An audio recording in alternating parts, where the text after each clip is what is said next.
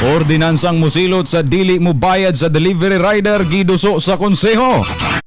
Subay sa gilunsad nga sesyon gahapong adlaw, Desyembre 9, tuig 2025. Kinimatod sa draft ordinance nga gipaningkamutan sa chairman sa Committee on Finance, Ways and Means, Councilor Danilo Danidayang Hirang, diin naglakip sa mag-atubang sa maong silot ang mga peke nga nagahatag sa address, pagdinay kon pagbalibad sa pagbayad. Subay niini, adunay first offense nga 3,000 pesos og public apology.